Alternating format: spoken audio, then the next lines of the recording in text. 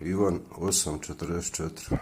Vi imate đavla za oca i hoćete da činite po željama oca svojega. On je bio krvnik ljudi od početka. On nije bio utvrđen u istini, jer nema istine u njemu.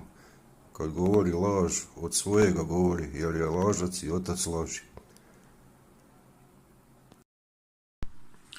Dragi gledatelji, hvaljen Isus, lijep pozdrav. Evo vidite uvod videa iz Biblije, predobar stih, ko je Sotona, protivnik života. I vidite, eugenika je eutanazija, znači radi se o kulturi smrti.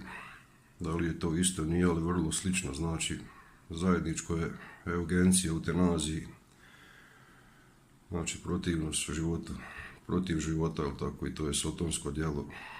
Eto, kogod je došao do te ideje, bio je i ostao pod utjecajem Sotone, znate, nešto vrlo opasno. Šta je eugenika, jel? Pa dijeli ljude, diskriminacija na one poželjne, nepoželjne, a eutanazija, nasilni prekid života, jel tako? Znači nije normalno sotonsko djelo protivno Bogu, oba dvoje. I kad vam neko priča o tome, pod navodnicima, da je to dobro, to morate te ljude odbaciti, da vas ne zavode i tako. Eto. Evo, u Sloveniji je nedavno bio referendum o eutanaziji. Kod većine ljudi je prevladao razum i na referendumu su glasali protiv eutanazije i to je odbačeno, naravno. Volja naroda, jel, demokratski, mora se usvojiti.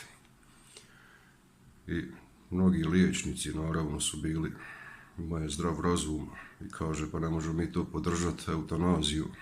Znači, to je na neki način ubojstvo. Čovjeku tamo treba dati, koji je teško bolestan, injekciju i tako ga usmrtiti, znate. Liječnici imaju svoju medicinsku etiku, jel tako?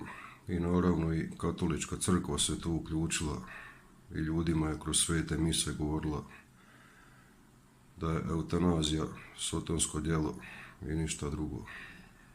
Tako, protivno Bogu. Eto, toliko za video. Budite pozdravljeni.